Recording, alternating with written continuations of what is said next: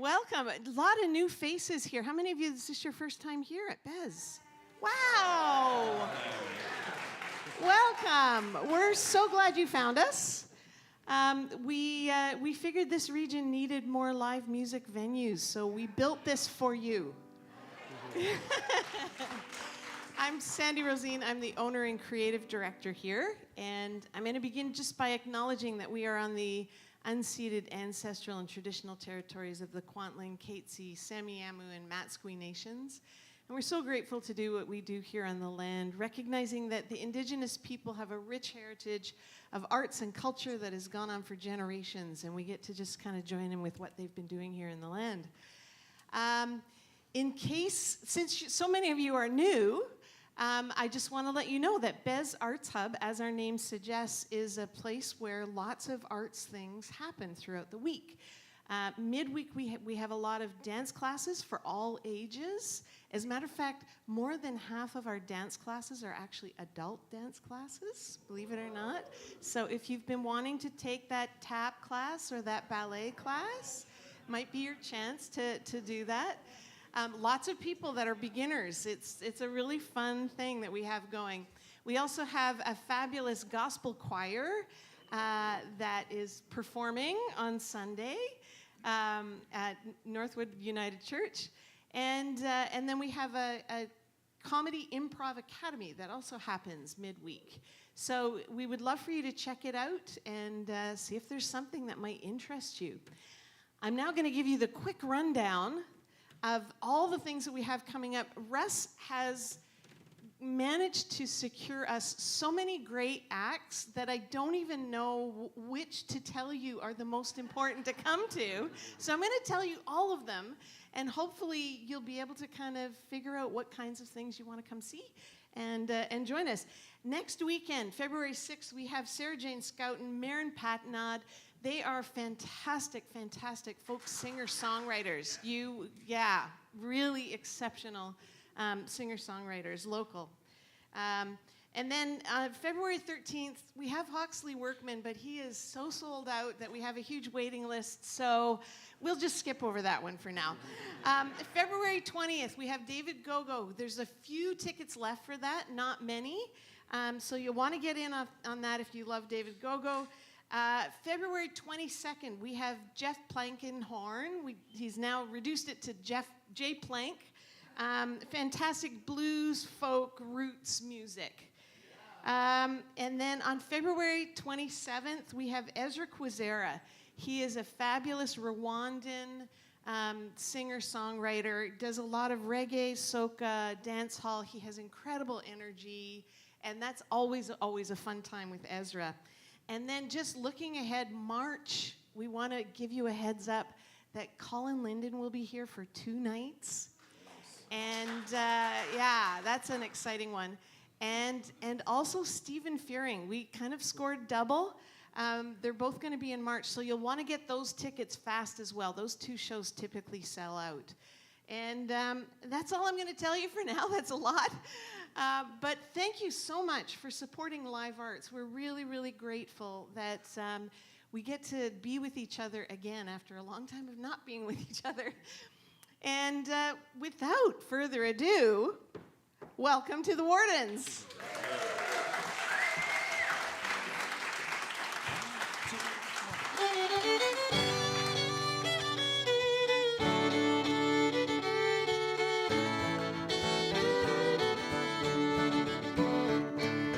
Riding down that winding trail, poking along just like a snail. Pointed down, cut me a willow switch. Pack horse chicken close behind, down that steep incline will wind. Gonna have to readjust that diamond hitch. Back in town we'll say, oh geez, there's a black bear in that apple tree. Let's chase the elk and grizzlies off the streets. There's a little brown bat in an attic roof. I'm scared of them, to tell the truth. I'm just out here trying to make ends meet. Warden life's the life for me, riding high and semi-free, free as you can be when you're riding for the feds. Checking permits, cutting trail, counting game and mending rail. Out here we don't care what the boss has said.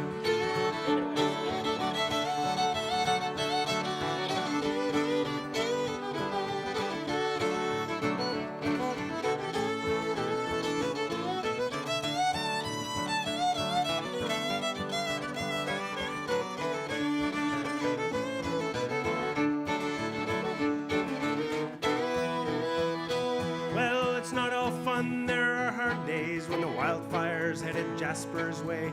Pack your bags, everybody, let's work together. We've lost our homes, cried many tears. It'll take some time, some say years. Remember that we love those hills forever. When winter comes and the snow piles deep, we'll strap those skis upon our feet, head out with our bombs upon the slope. When the timing's right, we'll pull the fuse. Snow slides happen when we choose to stop short of the road we damn well hope. One life's the life for me, riding high and semi-free, free as you can be when you're riding for the feds. Checking permits, cutting trail, counting game and mending rail. Out here we don't care what the boss has said. Out here we don't care what the boss has said. Out here we don't care what the boss has said.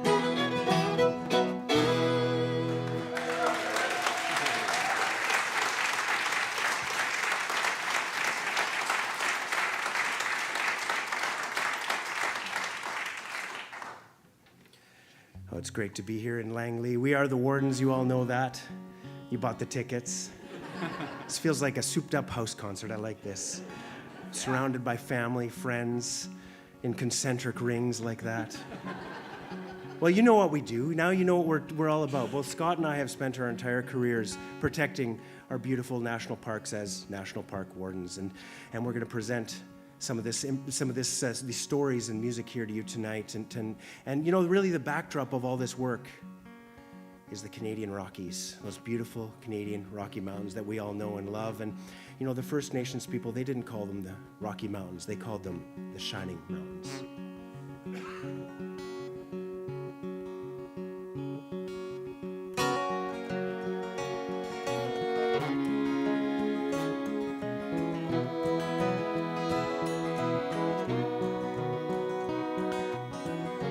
The new day rises gently,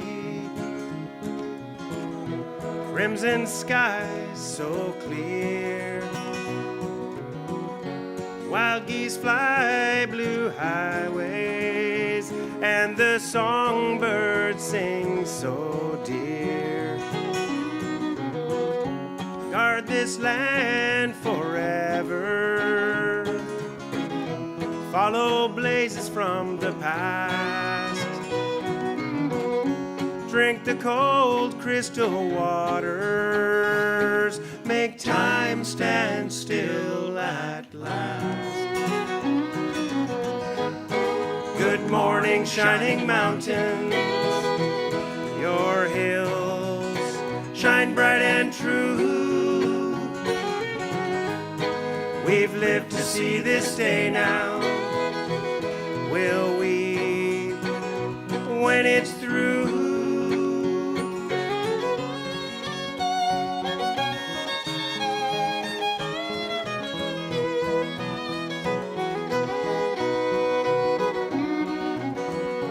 Coal is just a black rock, the richest trees grow. Silver's but a dewdrop, and the grizzly is our gold. Good morning, shining mountains, your hills shine bright and true. We've lived to see this day now, will we, when it's through? Good morning, Good morning, Good morning, good morning to you. we've lived to see this day now. this day now. This day now we'll weep when it's through. Good morning, Good morning, Good morning, good morning to you.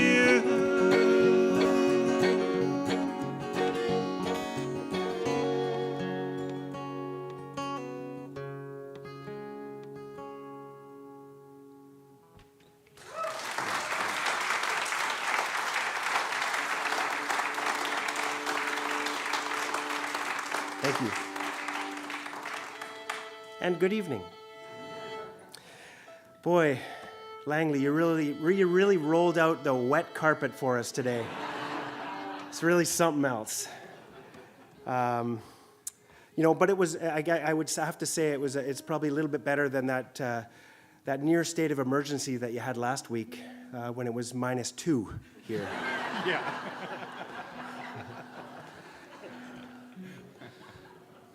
It is really great to have you all here and share music together in this very intimate and special little black box theater. We've been wanting to try to get to the Bez Arts Hub. We've heard lots about it over the years through our friend Sherry Ulrich, who's out on Bowen Island. We've done some shows at her place over there, but we finally made it here, and thanks Russ and company for inviting us. Mm-hmm. Yeah. So I'm going to introduce my friend standing to my right, Scotty Ward. I met him when I first started working for Parks as a dispatcher in 2001. We were both working out of the Banff office. I was in the warden office in the dispatch room. So I was working the radios, all the calls that came in from the national parks, from Yoho National Park, Kootenay National Park, all of Banff National Park, all came through this central dispatch, and we dispatched all the calls, wildlife calls, etc., out to the warden, the duty warden of the day. And every morning and every evening, we had this little single sideband radio. It was, which is, some of you sailors here might know that as a radio that works really nicely on an ocean, but worked horrendously in the mountains. And we'd sit there, we'd put these headphones on first thing in the morning, dial in the frequencies, and try and listen to these remote warden cabins deep in the backcountry of Banff as they would call in, because they had to check in every morning and every evening. And those are the first few words I heard from Scott Ward. He was sending his dispatches from out in the backcountry, and he was such a gentleman that after his shifts, he'd be out there for 14 days at a time, ride his horses back and come into the office, and he'd sit with us dispatchers and tell us some stories, some great stories of life out on the trail. And it just felt so magical, because I didn't know this world existed. I didn't know that people could still ride horses, and get somewhere.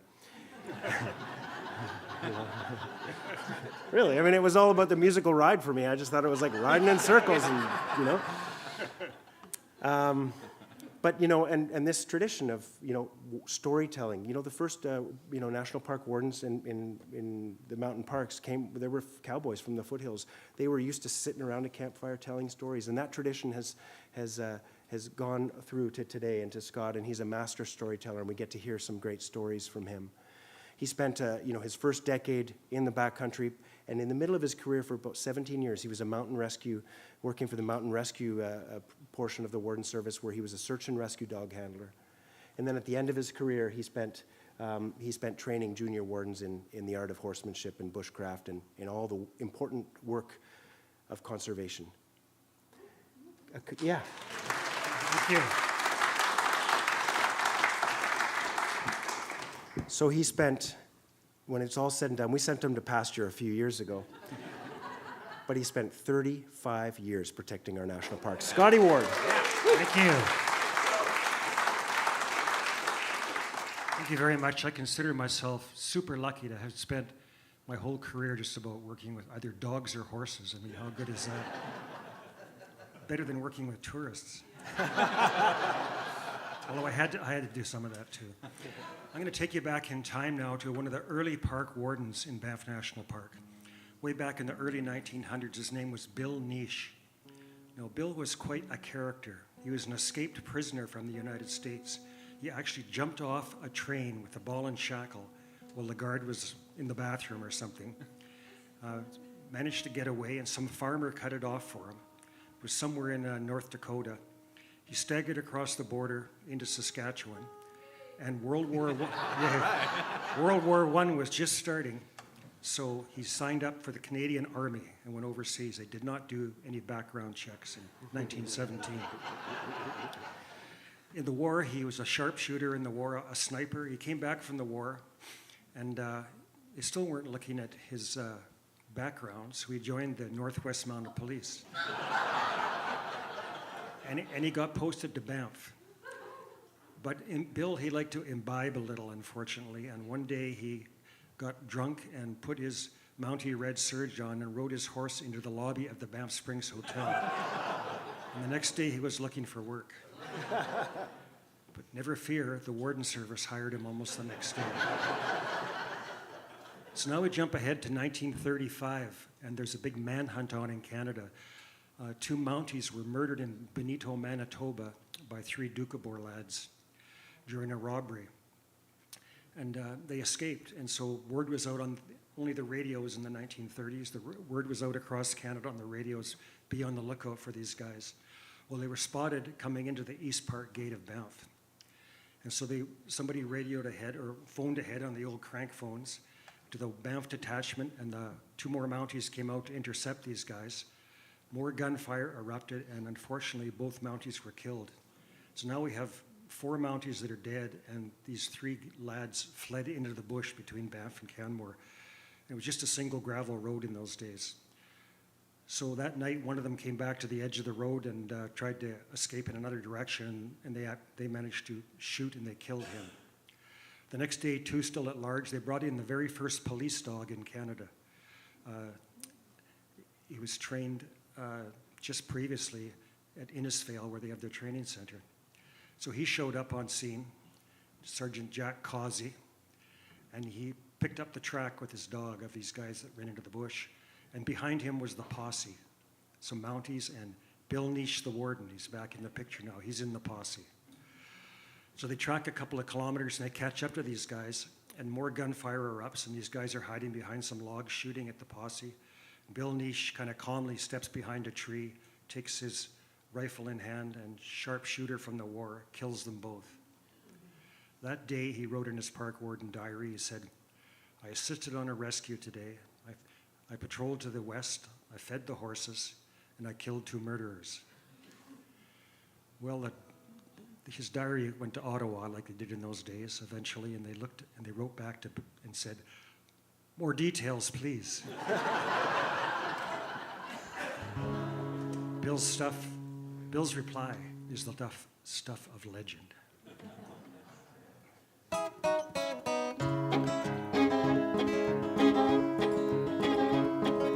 Jumped from a train in the driving rain, dragging that ball and chain. North across the border, escaped law and order, starting his life again. Stumbled on into Saskatchewan, signed up for the war.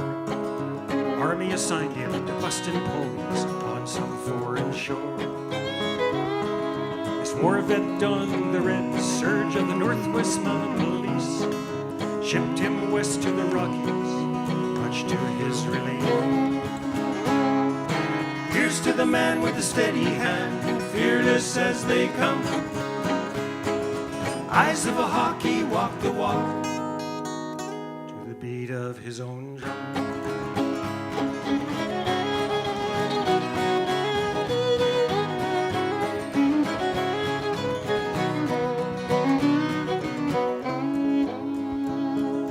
Wanted some peace, old Bill Nish, as a Mountie he had failed. Signed on as a warden in Banff Park to ride the wilderness trail. East of Banff, the manhunt's on October 35. 4 Mounties shot along the road, none of them survived. Fugitives fled into the bush, the police dog tracked them down. They opened fire on the posse, rolled up on the ground. Here's to the man with the steady hand, fearless as they come. Eyes of a hawk, he walked the walk to the beat of his own drum.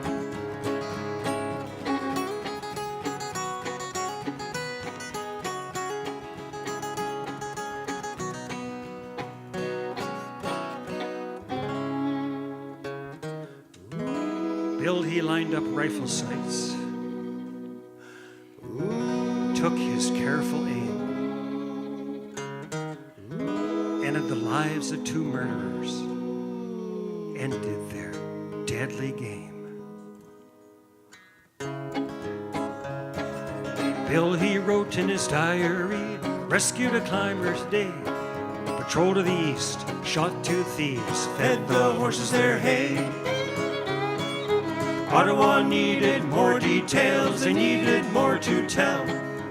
Bill replied with nonchalance, snowing like hell.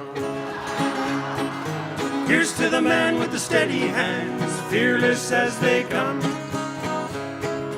Eyes of a hawk, he walked the walk to the beat of his own drum. Here's to the man with the steady hand, fearless as they come. Eyes of a hawk, he walked the walk to the beat of his own drum. Beat of his own drum. Beat of his own drum. Thank you.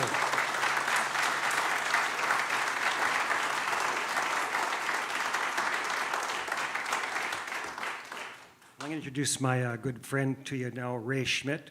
We've been together in this band now for 17 years.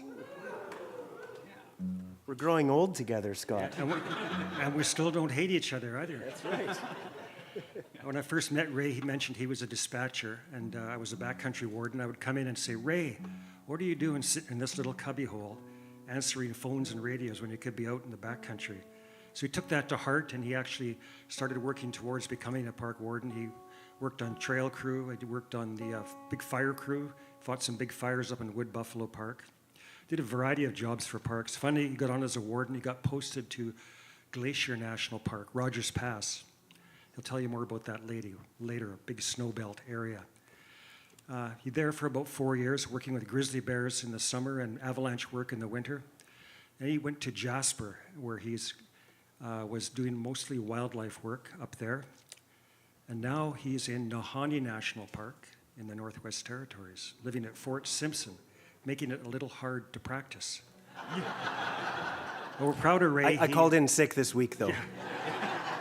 I'm pretty proud of Ray. 2 years ago, he was nominated to Canadian Folk Music Awards for Vocalist of the Year. So please make him feel, Mr. Ray Schmidt. Thanks so much. Yeah. Northwest Territories. I've been dreaming about Nahanni National Park. Anybody here been there? Okay. Nobody else has been dreaming about it, just me. clearly, just me. It's actually called Naha Day by the Dene people that inhabit that area, and it's an incredible national park. I'm based out of Fort Simpson, Northwest Territories, which is from Jasper, it's about a 16-hour drive. Pretty easy drive, not many curves in the road. But the park itself is an incredible park. It's almost as if somebody looked at Banff and Jasper and all those mountain parks and said, man, this place is amazing. Like, wouldn't it be amazing if there was a place like this without roads, railway tracks, hotels, tourists? And then they made the Naha Day. And it's a wild piece of geography, and in fact, it's the other special thing about this park is it's actually co-managed by the Dene people up there, and so it's a great collaboration. It's the first time I've ever really experienced that, going up to a park where it's mostly locals that are working for the park, and it's a beautiful landscape of mountains, and the wildlife is incredible. It's really tough to get to though, and I live in Fort Simpson. And it's about hour and a half flight by float plane to get into the park.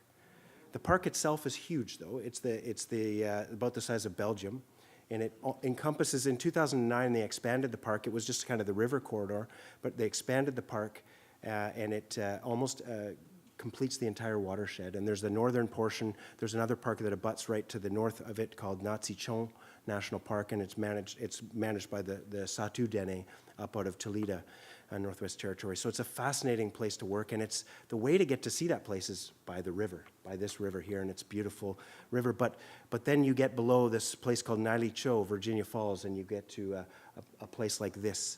And this is where Nahanni National Park was actually the very first UNESCO World Heritage Site in the world. Because of this beautiful canyon landscape. It's about as deep as the Grand Canyon here. The cave structures there are incredible, and the abundance of wildlife. And it's what you would think of as an intact wilderness area. And when you add in the management by the people, and the locals even can hunt in the park, it's a totally different frame of mind than what we would have protected Banff National Park back in the early days as the first national park. But, as you're traveling down the river, and just as you leave the park, you get to the little community of Nahanni Butte, where there's about 70 people that live there. And then the South Nahanni River, which is this river here, connects with the Liard River. It's a really muddy river, and you carry on down there for another couple of days, and you get to the community of Lille-Coin, which is the meeting of two rivers, Fort Simpson, where I live. And again, it's all about the river. And the river, this is the largest river in Canada, and it's about a mile wide, a little over 1.5 kilometers wide. It's a huge river. Everything there is huge. And it's just an incredible landscape. And being on this river, we actually have to take, just much like this week here, I have to take a ferry to get to the community. You're driving on 300 kilometers down a gravel road, and then all of a sudden you're at this ferry crossing, and there's somebody waiting there to take, you drive on this ferry, and there you go, and you get to the community.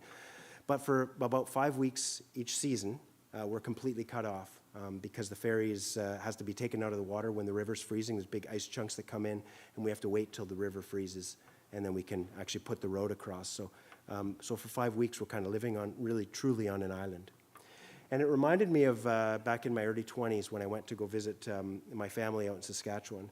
My aunt, she'd homesteaded out there in Saskatchewan, and she'd homesteaded right on the banks of the North Saskatchewan River, another beautiful big river. And we would go for these drives in the evening, and she was a homesteader, through the 30s, went through some really tough times, and we'd go there in the evenings, and she'd just tell these stories, and great stories of, that pioneering life. And I remember one time when we were down there, she said, when I was a young woman, I really was excited for the coming of winter. And I was like, Saskatchewan? Do you remember where you are? Like, nobody is excited or gets excited about winter there. And she said, well, but we were at the end of the road. We were 6 miles south of town, and the road dead-ended at the river. And she said, so there was no reason for anybody to pass by, to come visit. So it was pretty lonely. But she said in the wintertime, when the river froze, all the people from the other side of the river would come across. And she was the hub of activity. I always wondered what it exactly was that was coming across that river that she was looking forward to. Her love, her love, her love across the river. 3, 4.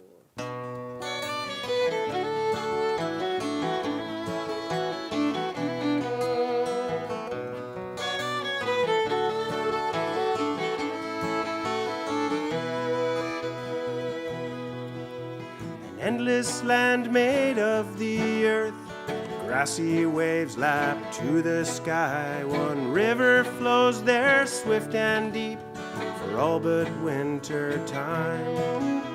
There is no bridge, no river boat, just currents for the drowned. The one she loves is just across a universe around. She'd trade 1,000 summers, her love, songbirds in the spring, the golden harvest moon, her love, for what the winter brings.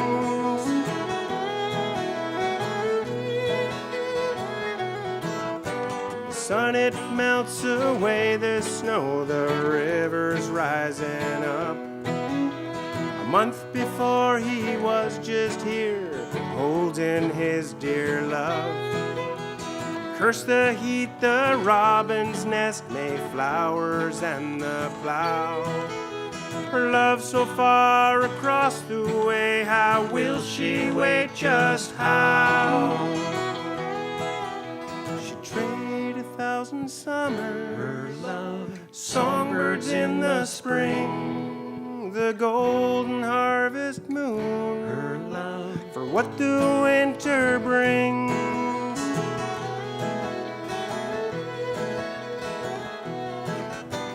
Days get short, the grain is up, the stooks are standing still.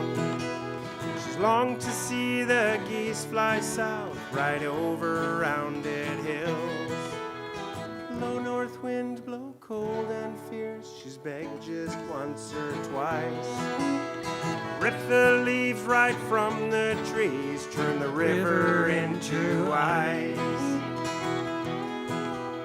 She'd trade 1,000 1,000 summers. Her love, Songbirds in the spring, the golden harvest moon, her love, for what the winter brings.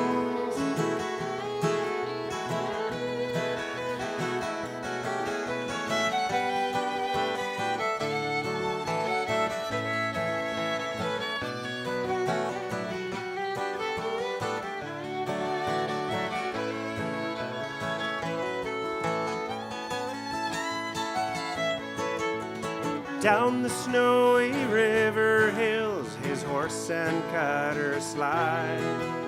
Stepping out onto the ice, he crosses to her side. It's 32 below out there, the woods burned into coal. Glowing hearts surrender now to love that season stole. Her love, her love, her love across the river. Her love, her love, her love, her love, her love across the river.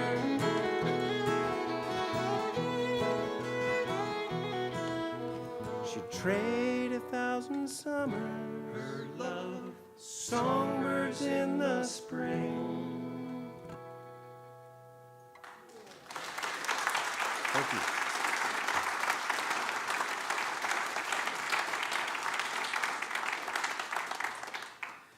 So before I moved to up to Fort Simpson, I've only been there since May, so it's my first winter, and we just finished. That's why I was kind of making fun of you here with the -2 thing, because I just went through like a month of -40, like every day, and the sun.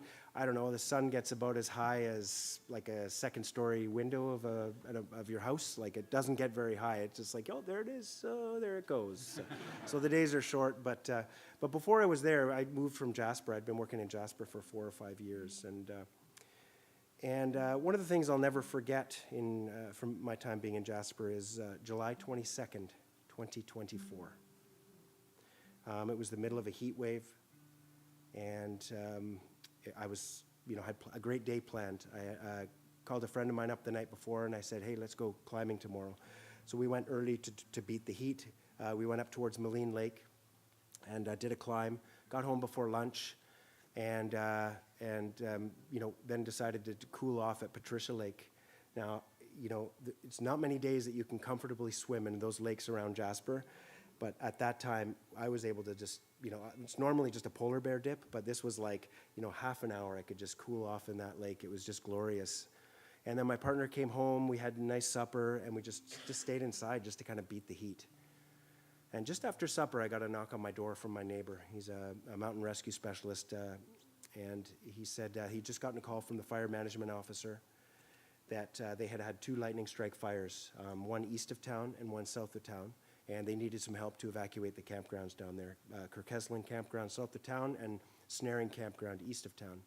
So we hopped in with him, we went to the office, got some trucks, and we went in separate directions to help with the effort to get people back to their, this is, just after supper, get them in, get their stuff packed up and send them on their way. In the meantime, the fire officers and the initial attack crew, the fire crews, had gotten out. They actually were very fortunate. They had helicopters staged there already, because of the heat wave, and they got to these fires within 20 minutes, which is normally for an initial attack crew. It was a crew of 4, which we carry have 2 crews of 4 in the park. Usually, no problem. You get there, you get some, you get your hose lines laid out. You get the bucket under the helicopter, you call in a few buckets, they put the fire out, you can get control of it usually within a very short time. But by the time they got there, within that first 20 minutes, half hour, the fire was well beyond their control, both fires.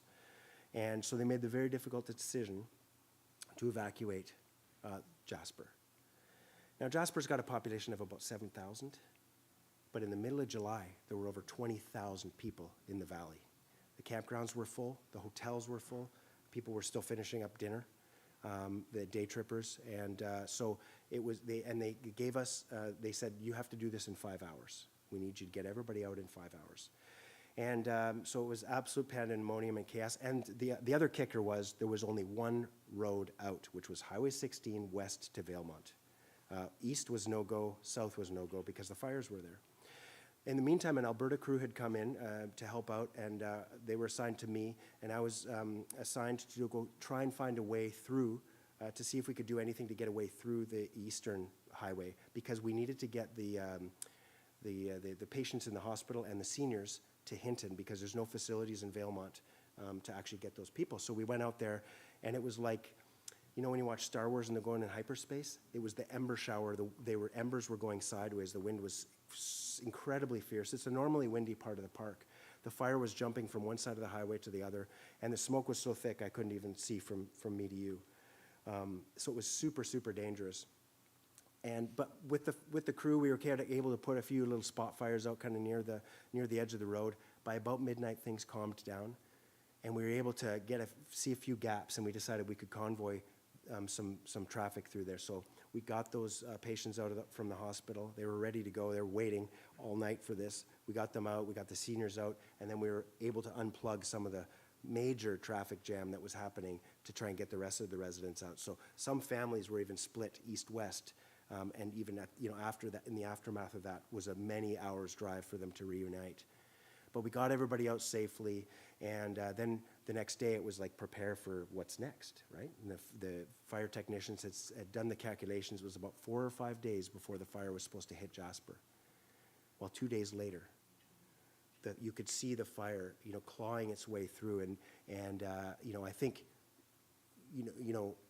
I just was grabbing as much equipment as I could. We were moving the incident command post, which was at the fire hall in Jasper. We had to move it to Hinton, and just as I was leaving town, the column collapsed and the ember showers washed over Jasper. And I think you know the story very well, probably better than I do, from the clips that you saw. Because for the next 14 days, I was just busy, just with the effort. All night that night, volunteer fire departments from all across, structural fire departments from all across Alberta, they left their towns vulnerable and were coming streaming in to try and do whatever they could to put these fires out in these homes. There was a contagion fires happening. One home would burn, the next home would burn, the next home would burn. And when it was all said and done, of course, we had this incredible aftermath, this fire that was hotter than any fires many experts had seen. This was only the second time ever in Canada that a fire had created a tornado itself. And incredible scenes. And of course, there's an ecological value to fire. That vegetation will grow back. The vegetation will be really good for some animals and some of the wildlife. But it's when it really, hits home and all these memories. And we have many good friends that lost their homes and are still displaced and not living in Jasper. It's getting there. We're getting there. But, and so there's really still a lot of healing in these communities. And we've seen this so much more in the last number of years. Fort McMurray, Slave Lake, many communities in BC. Lytton still is not Lytton, essentially, after burning. And when Scott and when I first started my career in 2001, well, by 2003, this was the beginnings of these kinds of fires. This was the first time we were seeing these fires that were so hot, they were threatening communities. You'll remember Kelowna in 2003. And for us, it was in Kootenay National Park that we were dealing with that, just outside of Banff, that was threatening Banff, actually. Yeah, at Kootenay National Park borders right on Banff. So if the fire was two fires united as one big mega fire, and if it had swept over Vermilion Pass, where it was headed, would have swept into the Bow Valley and would have significantly wiped out large portions of Banff and downstream Canmore, as well as all the infrastructure in the Bow Valley. So they had to stop this fire. They brought some big D9 cats in. They cut a big swath up Storm Mountain. And the idea was to go along with drip torches and light the fire along the edge of the cut line, where the fire then burns towards the main fire. It's called a backfire, and thus reducing the fuel, so the fire basically has nowhere to go. But you have to time it perfectly to do that. The wind has to be right, the relative humidity, everything has to be perfect. And when the fire gets close enough, it creates a bit of a vacuum towards it, so that's the time to light it, when it sucks the fire from the backfire into the main fire. But if you get it wrong and it gets behind you with your drip torches and goes and burns the town down, well, you probably don't want that on your park warden resume. But they were successful, and it was saved the valley that year. So when I wrote this song about that particular fire, it's called Backfire, and I send it out to all the firefighters all over Canada that have been fighting so hard in the last quite a few years now, risking their lives to save our infrastructure.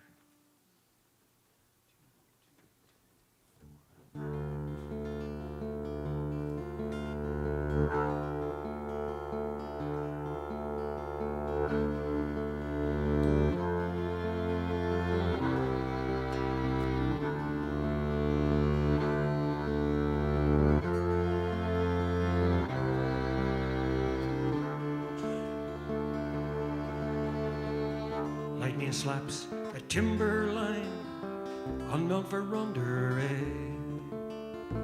Sparks dance in the evening, exploding in the heat of day.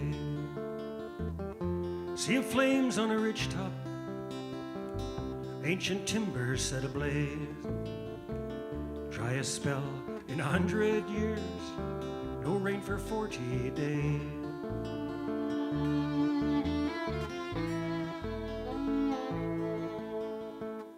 And the winds fan her northward, up Vermilion Pass.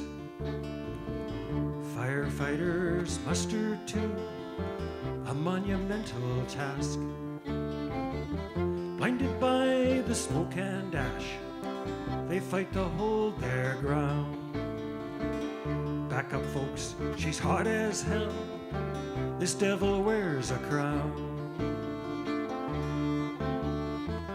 40,000 acres smolder in her wake.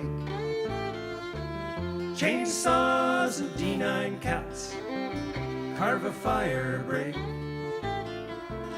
Gotta stop this wildfire, for it's too late.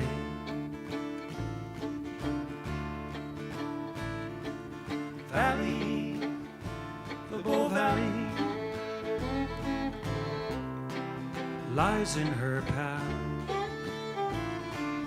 Valley, beautiful valley, she'll be turning to ash.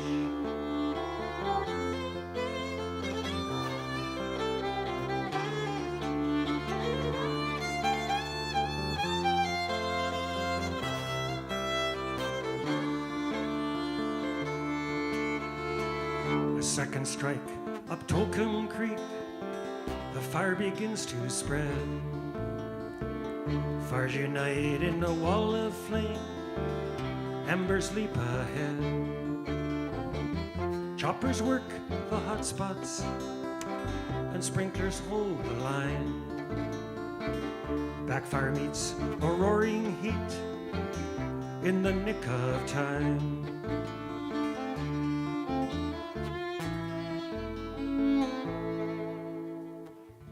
Here's to unsung heroes, saved the town that day. Hadn't stopped her on the Great Divide, would have got away. Wind blows down the Kootenay, the thunder rolls. Heat will come, lightning strikes, and fire will take its toll. 40,000 acres smolder in her wake. Chainsaws and D9 cats carve a fire break. Gotta stop this wildfire, for it's too late. Gotta stop this wildfire, for it's too late.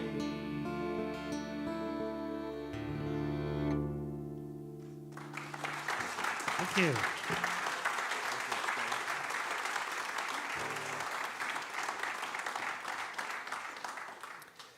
I see a lot of familiar faces in the audience today. I got my uncle here, my favorite uncle.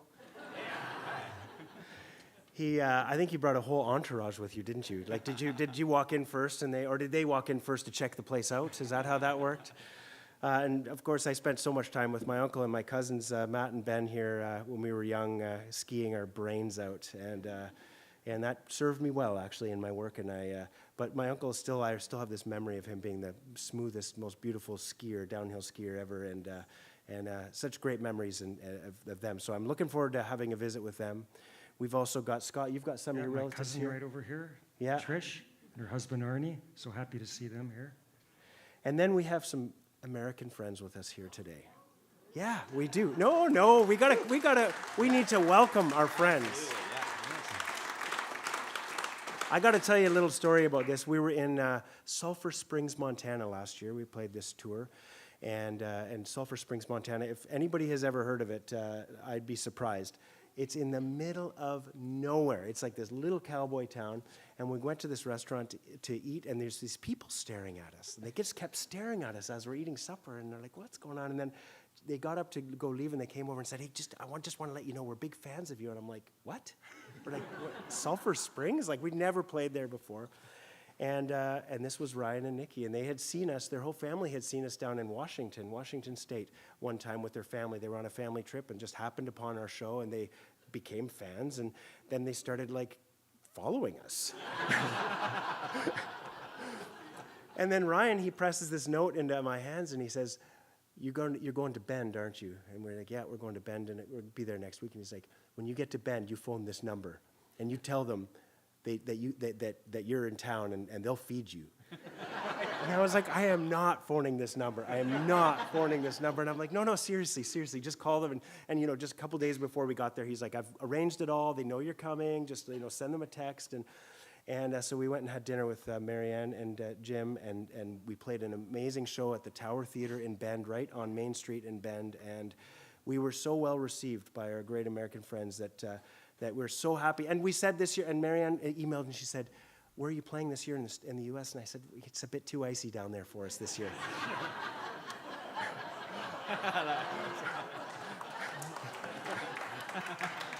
So they decided to come to Canada to see us, and isn't that pretty cool? Welcome to you all. That's right. Oh, man. And we're grateful to you all. You're all part of what we call Gang Green now with our Wardens group, right? That's right. Well, we'll play one more before the break. We did bring some merch. We got T-shirts back in. We haven't had those for years. We've got a couple of CDs. We've got a book, if you like our stories. A good friend of ours, Warden Rob Kay from Jasper, wrote some great Warden stories, Born into the Wild. And of course, you can check all that stuff out. But before we get to that, we need to talk about our fiddler here. What do you think about our fiddling sensation over here? That's right. Yes, of course. He is a fine fiddler out of Calgary, Alberta. He has been a touring musician since he was 12 years old. Yeah, so he's about due for retirement now. He figures. What does retirement mean? I don't As a understand. musician, yeah. Well, we met Scott at a conference, and he was kind of this house fiddler for this conference. We were representing Alberta.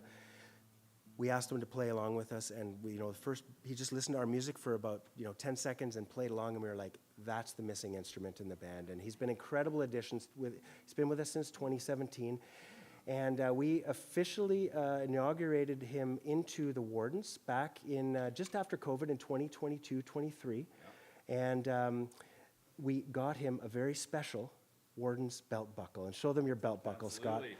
And it's got his name on it, and so he is officially part of the band. That's right. Really heavy. That's right. I'm a city boy. This is crazy bling. It's my country bling. That's right. Yeah, he is definitely a professional musician. He's definitely allergic to horses, so he doesn't come out with us at all. But he comes from great fiddling pedigree. His grandfather was the last remaining member of the Maple Creek, Saskatchewan old-time fiddle group. Yeah. That's right. Tell them a bit about Herb Duncan. Oh, sure. Yeah, no, I love getting to tell the world about my grandpa. Yeah, my dad's dad, Herb Duncan from Maple Creek, Saskatchewan. Yeah, we got some Saskatchewan people here, don't we? Yeah. We only need one. That's okay. We'll talk after. Absolutely. Yeah.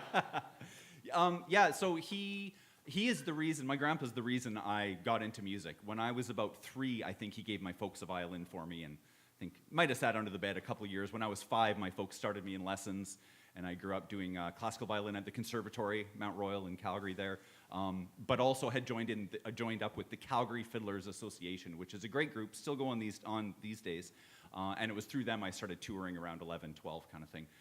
Always doing my classical studies too, so I got into music really because of Grandpa, and we were the only musicians really in our whole family. We were the weirdos of our family.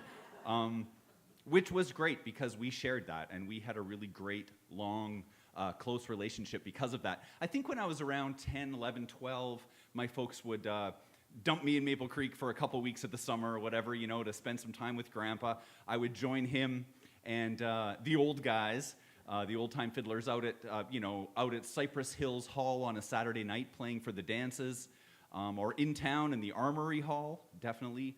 Of course, if I was in town on a weekend on a Saturday night, that means we were up early playing hymns the next morning in church. I didn't like the early mornings, but I'm very thankful for those memories nowadays, obviously. We went to fiddle contests together, where we'd compete separately, but also together in the twin fiddle category, where you play with someone and you harmonize, and it was great fun. We had a really, really great relationship. He wasn't my teacher, but he was definitely a mentor to me. And from him and the other old-time fiddlers, I learned very important things. One of them is when you're playing for dancers, don't play too fast. And that sounds really normal, but young kids, fiddlers, we like to show off how many notes per second we can get in, right? So that was important. The other number two very important rule: always drink coffee at 11:30 at night. That's what the old guys did, so that's what 10-year-old me started doing. So, yeah, that was my early on musician drug habit. Late night underage caffeine. Anyway, yeah, had a lot of good time with Grandpa. More time than a lot of people get with their grandparents, because he made it to 106 years old. Yeah, his biggest... Saskatchewan! The Blue Zone! His biggest complaint when he was 105 was when he would practice, his arms would get tired. He did pretty well. I think in around 85 he started making violins just because he wanted to learn to. Anyway, he was an amazing guy. I was very, very lucky to have that time with him. And like I said, he didn't realize it at the time, but he absolutely shaped my life from that. So I'm very thankful. And what a special story that was. And we've heard this story. We've played this, we've kind of unearthed this from Scott and included him as he became incorporated into the band with his belt buckle. Yes. Included him in as part of our show. And I remember at breakfast one morning a few years back, we were like, Scott, we got to do something about this. Like, this is such a cool story. It's not good enough just to have it as a little portion of our show. So we decided to do something about it. One very cold January, we gathered a few other musicians. We got a sound engineer from Edmonton. We put everything in the trailer. We drove down to Maple Creek. We rented the Armory Hall there, beautiful old dance hall. We set up right in the middle of the hall, and we recorded a bunch of those old-time fiddle tunes. And you could almost feel the spirit of those dances and Grandpa and the Maple Creek Fiddlers. And we produced a CD from that, and we have it here. It's called Grandpa and Me. And we're also very excited about this. Just a couple months ago, Scott was nominated by the Canadian Folk Music Association because of this album as Instrumentalist of the Year, and that's coming up in May. So Thank you. Scott Dunn. Thank you very much. That's right. Thank you.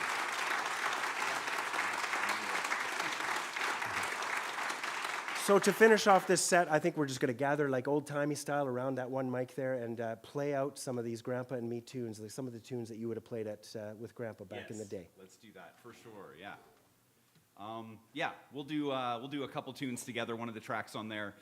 Perhaps you or your folks or grandparents we're dancing to these. These are pretty popular dance ones. Red Wing is the first one I'm going to do, and then we're going to kick into a bit of a more up-tempo one called Down Yonder.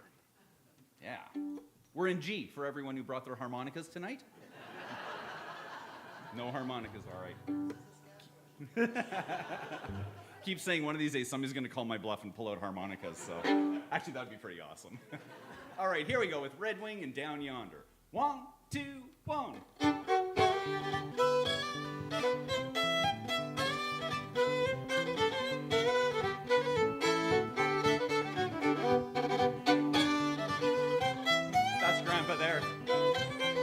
And me.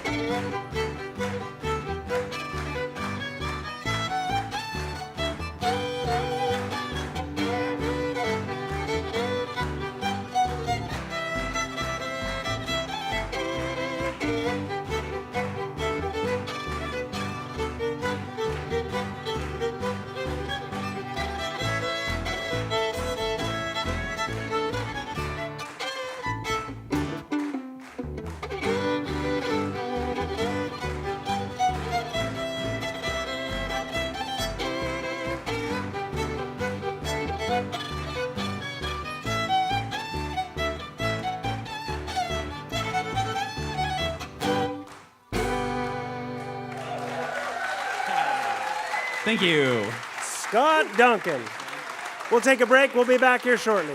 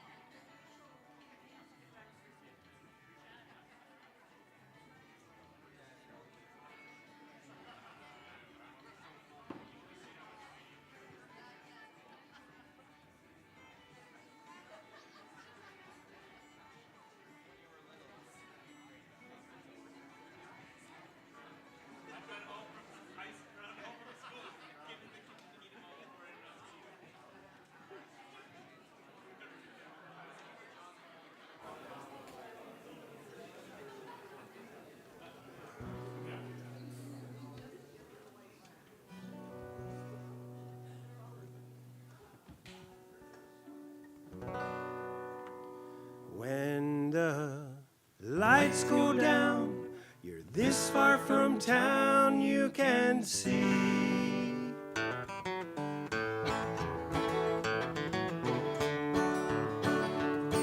It's black as a cat up there on the hat. It can get pretty dark rolling into Flint's Park. In the eye of the storm, up at Fish Lakes where you couldn't see your hand in front of your face. It can get pretty bleak down at Isaac Creek. It's all growing dim at Little Heaven. Down from the summit rolling into Scotch Camp, reading Sid and Marty by a kerosene lamp. When the lights go down, you're this far from town you can see. When the lights go down, you're this far from town you can see where you belong.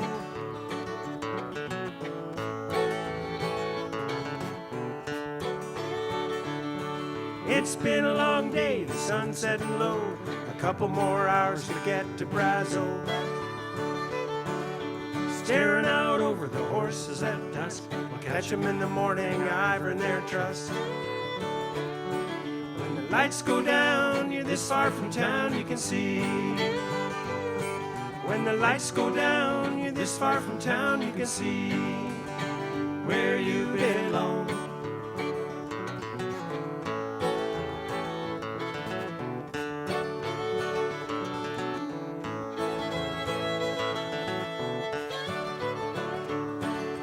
Kind of a darkness that'll show you the light, alone with your thoughts in the middle of the night. This is the place that you're born to be, on a buckskin horse in the high country.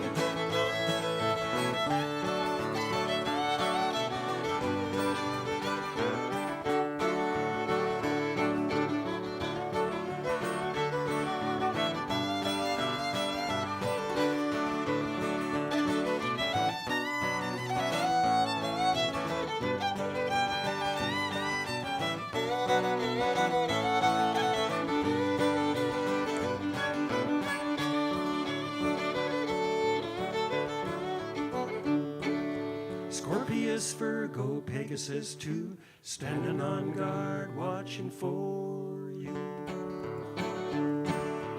Ursus Major and the Alpha Star, show you where you've been, tell you where you are. When the lights go down, you're this far from town you can see. When the lights go down, you're this far from town you can see. When the lights go down, you're this far from town you can see where you belong.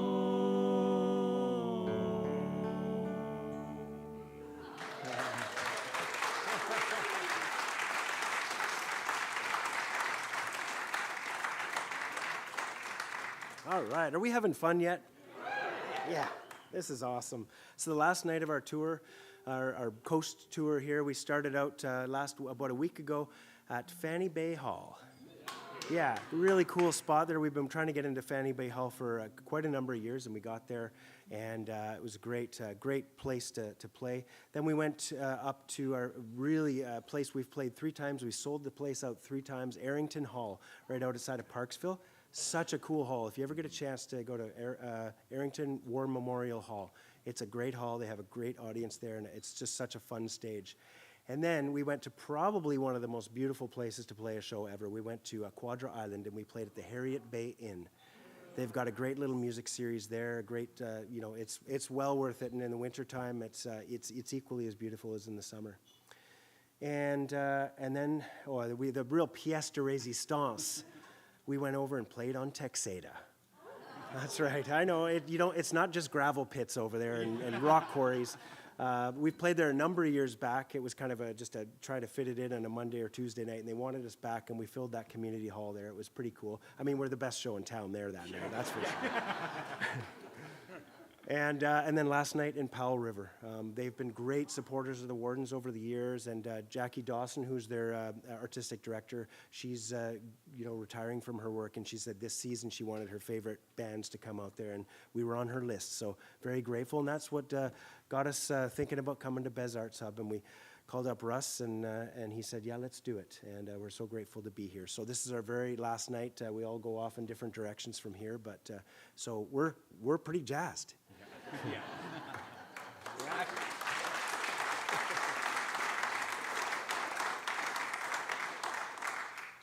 I'm going to tell you a little bit about a friend of ours in Banff now.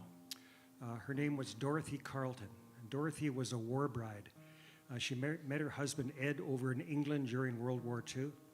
Ed was a Canadian soldier. They got married at the end of the war over there. Their first little baby, Michael, was born over there. And then Ed came over ahead of Dorothy back to Canada looking for work.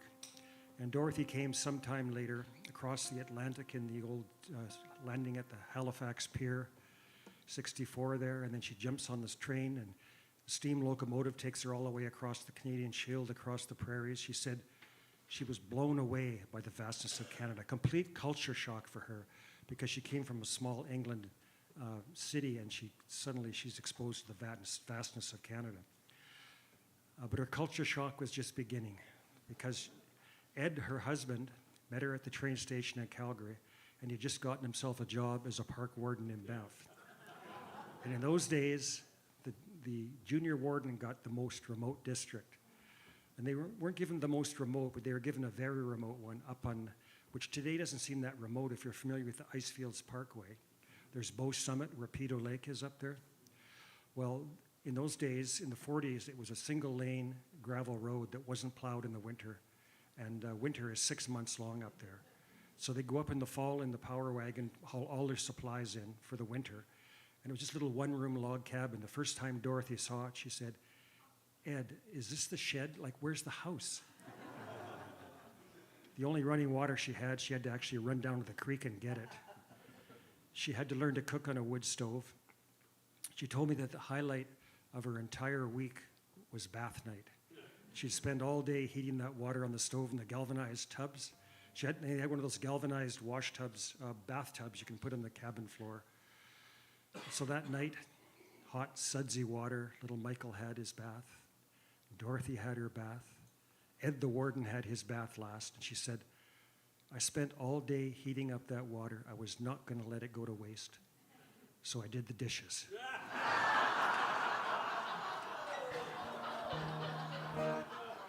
I had to write a song about this lady. It's called Warden Bride.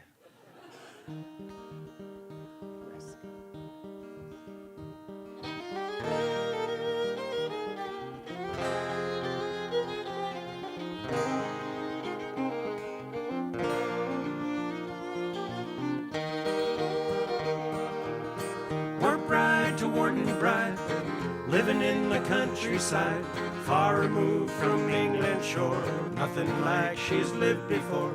In her dreams it's Stony Creek, Bow Summit, Observation Peak, deep in the backcountry, now a part of history. Dorothy. War is over, a Canadian soldier brought her to this place. And shown her new home, he could tell by the look upon her face. Her power and the water, she could only frown. 30 miles by horseback to the nearest one-horse town. Haul in water, stuck up wood, get that stove alight. Alpine glow on mountainside quickly turns to night. Bread bakes in the oven, chaps hang from a nail. Saddles stowed, blankets aired, horses thrown a bale. Warp bride to Warden bride, living in the countryside, far removed from England's shore, nothing like she's lived before. In her dreams it's Stony Creek, Bow Summit, Observation Peak, deep in the backcountry, now part of history. Dorothy.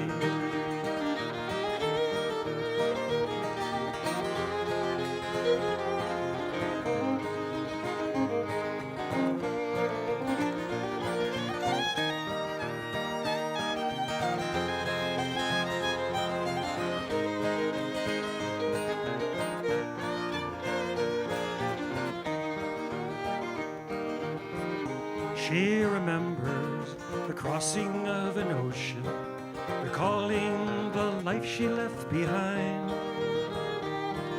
A life that's filled with love and devotion, visions frozen deep in time. Winter came, seasons changed, she learned to survive. From city girl to mountain legend, Dorothy did thrive. Confidence, her skills, they grew with each passing year. She came to love this wilderness frontier.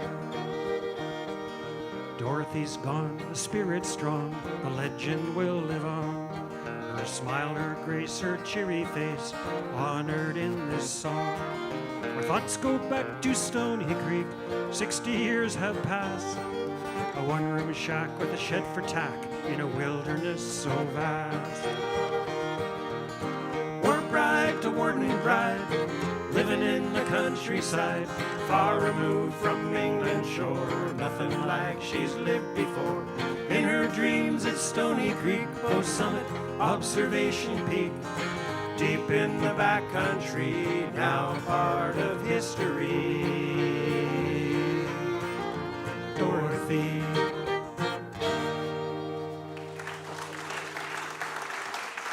Thank you.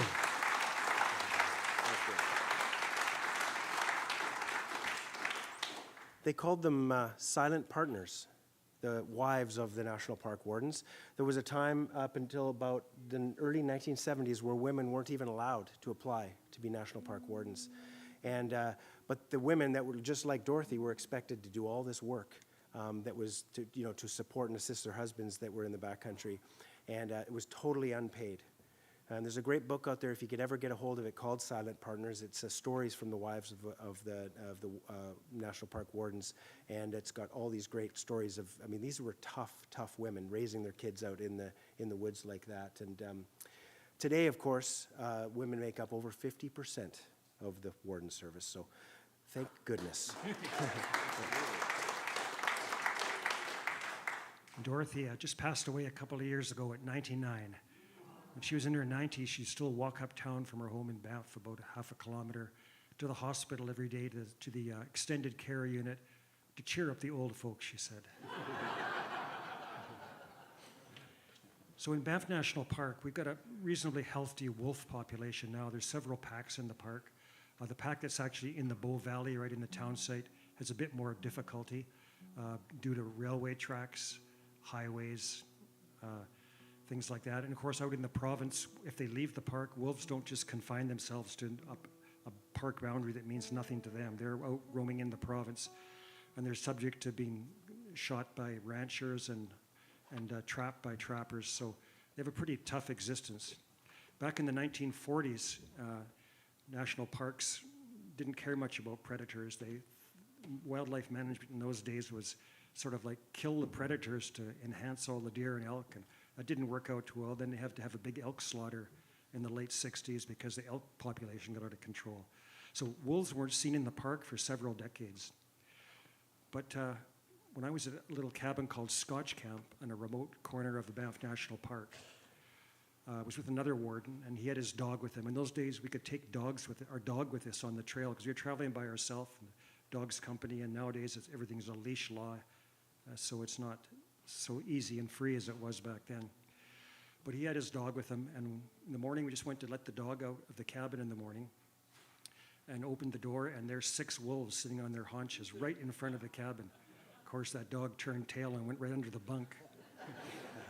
And the wolves, they just sort of trotted away. But the cool thing is that night they came back. I guess they wanted to get at the dog. They surrounded the cabin, they just howling all the way around the cabin. This went on for about half an hour. So it was pretty, thrilling, because this was the first recorded re-entrance of wolves into Banff National Park for several decades. So I kind of wrote this song about the plight of wolves in Banff National Park. It's called Timber Wolf Reprise.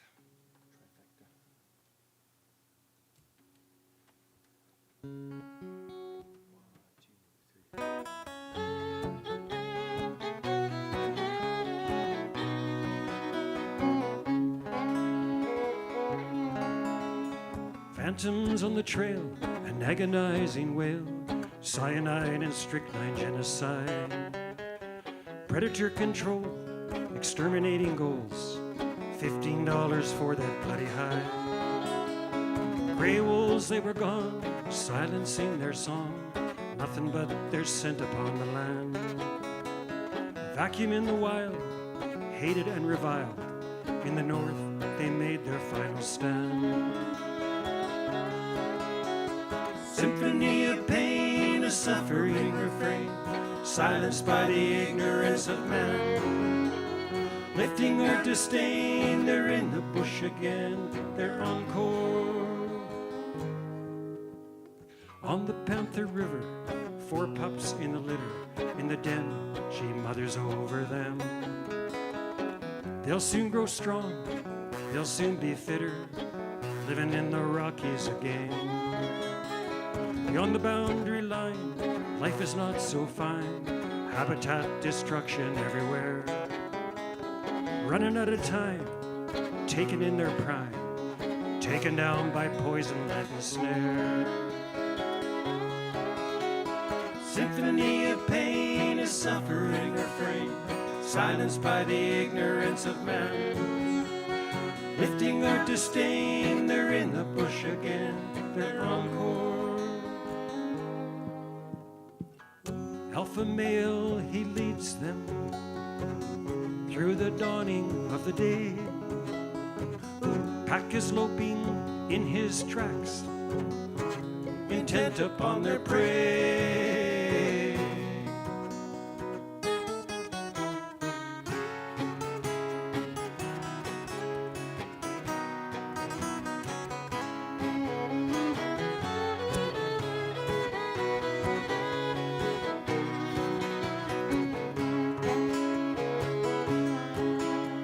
Symphony of pain, a suffering refrain, silenced by the ignorance of man.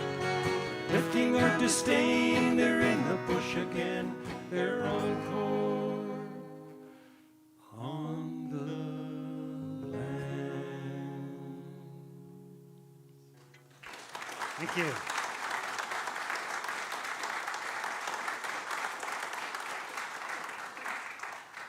Just to bookend this story a little, one of my last trips before I retired, I was back at that same cabin. And I went out in to get my horses in the meadow in the morning, and it was all misty and kind of socked in.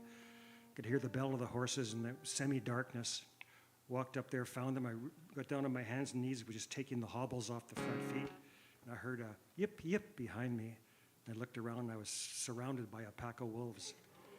And so I just took the hobbles off, led the horses away. The wolves did nothing.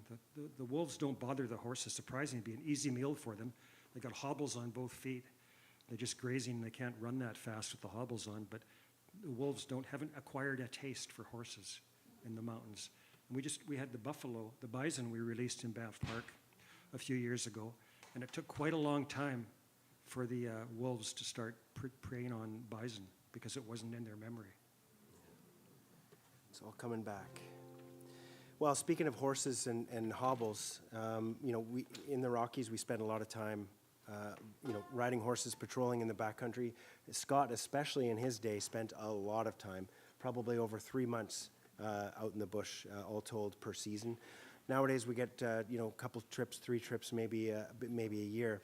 It's an incredible experience, and we have also some incredible horses. They're all trained by our national parks horse trainers, and they get shipped out to the various parks each season, and then we take them out on these backcountry patrols. And it's such hard work traveling with horses, but they also do the burden, they bear the burden of most of the work. They're carrying all the supplies on their pack saddles, and usually we have 1 or 2 pack horses with us. And they're just working really hard. They allow us to be out there for 14 days very comfortably. We travel from cabin to cabin. And, you look at the world a lot differently when you're traveling by horse, because, when you're backpacking, you're hungry, so you stop and eat. You're tired, you pitch your tent, essentially.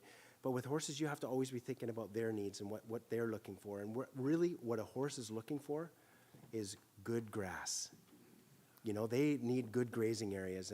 And Scott mentioned, you get to these cabins, and many of these cabins are built in areas where there's good grazing. You put the hobbles on their feet and put a bell around their neck, and they go off into the meadow. It's kind of an outfitter's trick. You just kind of let them go for the night, and by the morning you just listen for the bell, you go get them, and off you go for the rest of the day. It gives them a bit of freedom, but not too much freedom. Some cabins we have, though, do not have good grazing areas near them. And you can really feel in your horse, the energy of your horse, what they're all about. As you go to these cabins that don't have good graze, you between your legs, you can feel they're just pokey. You're like, come on, like, let's get going. And they're just looking over their shoulders. They want the good grass that's back there, not the one that they know, because they know the park better than we do. They know where they're going, and they're like, this is not my place. And so you got to be really careful, because as Scott always likes to say, it's really hard to go to sleep with the bell tinkling all night, like that. But it's really hard to sleep when you can't hear the bell. Because you're going to wake up in the morning and they're at the cabin that you were at the day before. And there have been many horse hunting trips, we call it horse hunting, where people have had to go back to the last cabin. So, but you can feel the exact opposite in a place like this right back here. You can feel their energy. This is a place in the north boundary of Jasper called Little Heaven. And I'm pretty sure this place was named by a horse, because you're going up this hill just before you get up to this meadow, and it is steep and long, and normally a horse would just be, would be kind of poking up there, but they are excited. You can feel it. There's so much excitement because they know they're going to party tonight. So it's a pretty special feeling when you're at a place like this and you go on the porch at night and you can just hear the bells ringing throughout the valley, and they are having a really great time. We owe so much to our horses. They allow us to travel. We are traveling in a slow and thoughtful way, much more than we are with vehicles.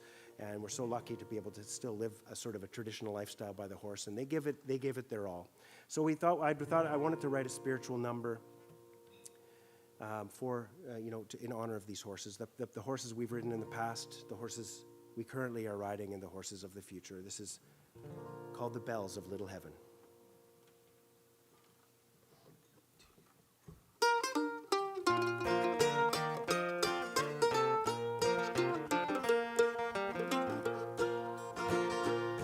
Today you carry me, my dear love, the burden weary on your back, through murky waters and the tempest, from dawn to when the day turns black.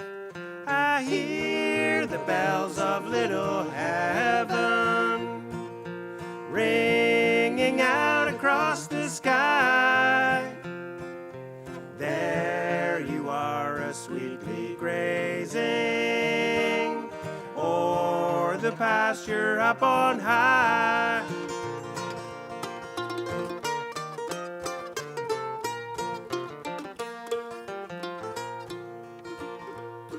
You comfort me when I am sinking, but now I see your final days. You're climbing up that last great hill now, to the land of eternal grace. I hear the bells of Little Heaven ringing out across the sky. There you are, sweetly grazing o'er the pasture up on high.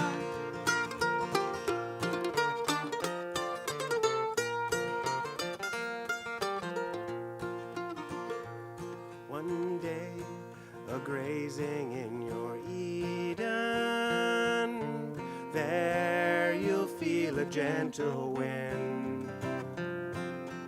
I will join you in your kingdom. We'll let the bells ring once again.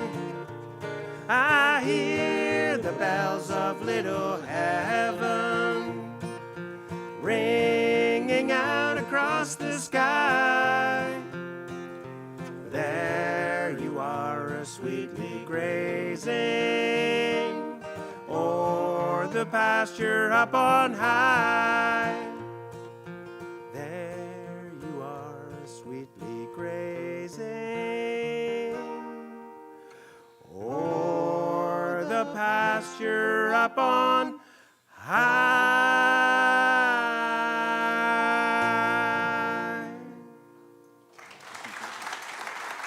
Thank you.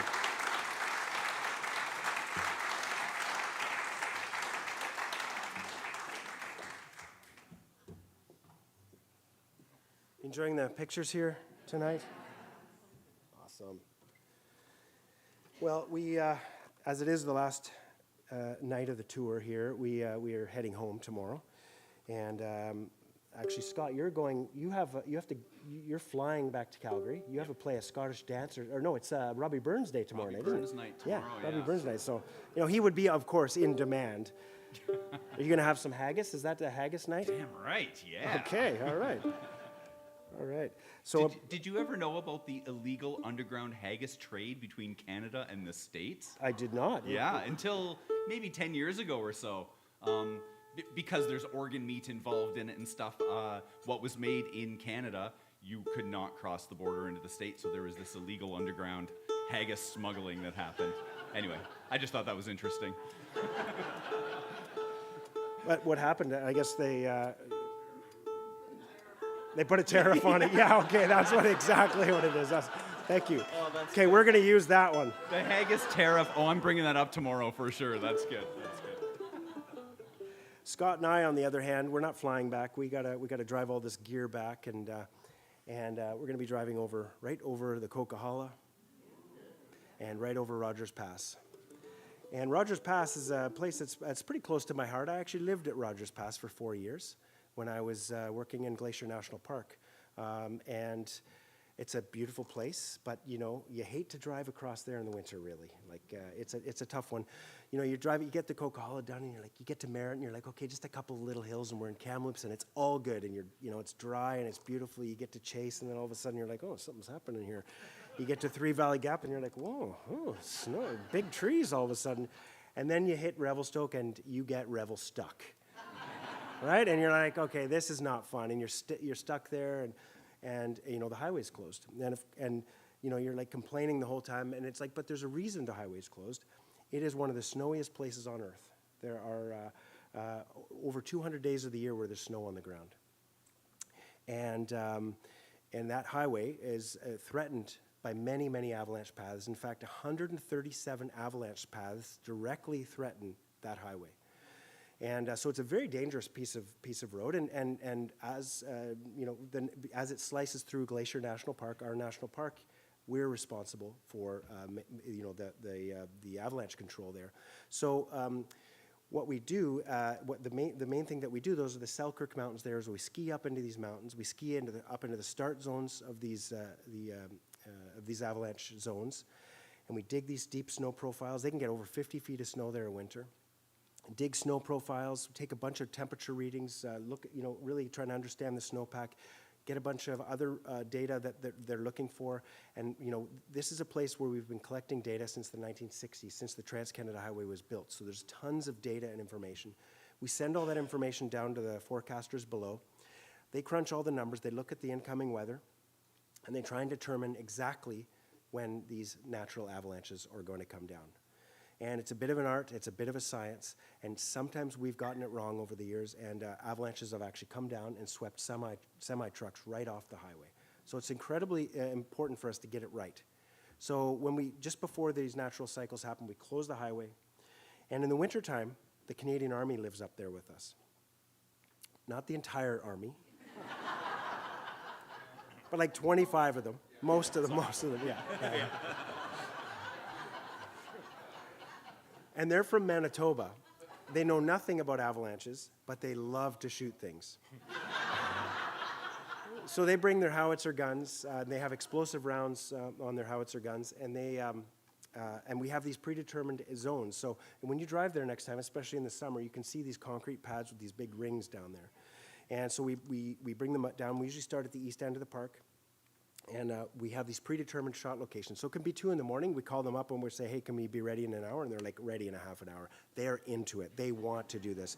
They show up. We tell them, okay, shoot at this. We're going to shoot at this target. And we've got all the targets all mapped out. This is, again, many, many years of figuring this out. We get them to shoot. Their rounds explode, trigger an avalanche, and bring an avalanche down while the highway's closed. It's perfect. Now, this is interior rainforest country. There's huge cedar trees. Sometimes mature cedar trees can snap and are filling the highway. We've got a highways crew behind us that's trying to clear that off. It can take hours, days sometimes, depending on how big those avalanches are. And we work our way all the way to the west side of the park. And hopefully by the end of that, we can open the highway. And sometimes this takes 24 to 48 hours. There have been shifts of 48 hours where they're just going steady because the avalanches keep coming down. You got to start over again and keep going. It's high pressure work. We get quoted all the time how many millions of dollars per hour are lost to the economy during that time, and so we feel that pressure. We're public servants. We want to serve people. We want to serve the Canadian people, and we really realize that we take it so seriously because we realize how important it is for you all to get your Amazon Prime deliveries on time.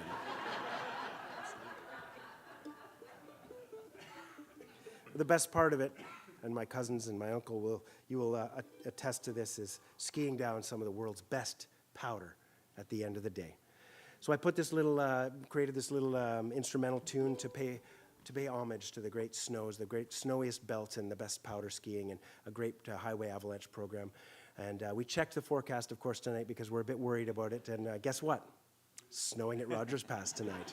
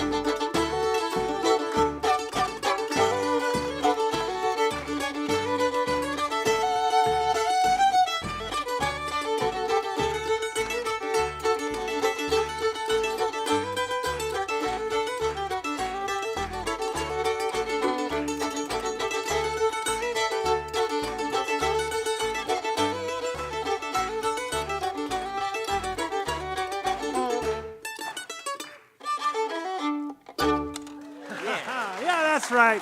That's what we love to do.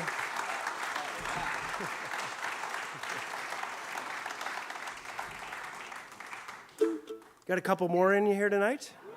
Okay, okay. Any questions? Does anybody have any questions about anything we've talked about tonight? Okay, okay, okay, perfect. No questions. Okay, question, sure. Yeah. I don't think we have it. So the question was how many animals were killed, or do we know how many animals were killed? We don't know how many, but we certainly found a bunch. There were some injured animals that we had to euthanize, and then there was a bunch we found that just couldn't outrun the fire because again it was traveling so fast, especially towards the end, right near town. There was actually one success story where we actually found a deer that had fallen into a well at one. There was a Wardens station down on the 93A highway, down towards Wabasso Campground. A deer had fallen into a well and probably been burned right over. And I don't know, the fire crew was putting some sprinkler lines up or something after the fire, found this deer, and we actually went in there, we immobilized the deer, got in underneath it and lifted it up and then put some reversal drug in them, and this deer survived. So there are a few of those stories. Normally, the idea is that after fires, during a fire, animals can run away, but this fire was so all-encompassing that we probably lost many, many more bears and elk. The elk numbers are actually looking okay, so they probably did fine. There's a famous story of one of our collared grizzly bears there that actually had 2 cubs, and she took her cubs right into the middle of an island of the Athabasca River as the fire, because we had her collar data, as the fire was sweeping right through in some of the most intense areas. So some success stories, some losses for sure, and yeah, it was probably very hard on them.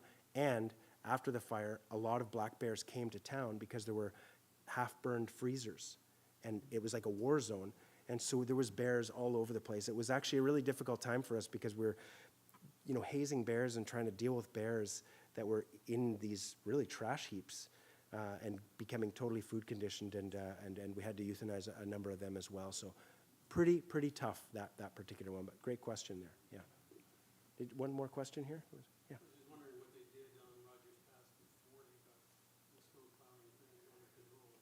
Well, there wasn't a highway over Rogers Pass before, so they built so what did they do before the avalanche control at Rogers Pass? Back in when Canada was, created, tied together by a railway, they put a railway track over Rogers Pass. They didn't know anything about avalanches back then. Hundreds of people died in a couple of avalanches there. Some of the rescuers that came got wiped out by secondary avalanches. So then the railway company was like, that's not good for our business. So they built a tunnel underneath, and that's the tunnels that go, there's 2 tunnels now under Rogers Pass. And then in the 1960s, somebody had the brilliant idea and said, hey, this is a great idea, let's put a highway right over this thing. But at least they were getting wiser to the fact that, hey, we can't build a highway here without putting a program in place. And so they put this program, the National Parks Wardens were already doing a bunch of avalanche control in the Rockies, so they moved some of those experts out there and developed it. And I would say BC and Canada has some of the best avalanche forecasting and does some of the best avalanche work in the world and contributes to the continuing growth of knowledge in avalanche control. Yeah. One other question, are you guys going to be touring Saskatchewan? We just toured, we did 20 shows in Saskatchewan. You name the little hill and burg. That's what we thought. Oh, yes, there are. We're bending the truth a little bit, yes, but... We played a lot of remote community halls. Yes, exactly. Yes, we did play in Moose Jaw, yeah, we did, yeah. Saskatoon, no, Saskatoon doesn't like us. Swift Current was one of the bigger places we played. Swift Current, yeah. Played in the casino in Swift Current. When it's kind of like we're Trooper, you play in the casinos there. So I've been bugging Scott about writing a song about his experience as a dog handler for many years. He's got these amazing stories. I get to hear all his stories many times over in the van. He's got some great stories, but his great stories are about his work with search and rescue with the mountain rescue portion. He had 3 different dogs, Data. Yeah, Gypsy, Smokey, and then my last dog was Data.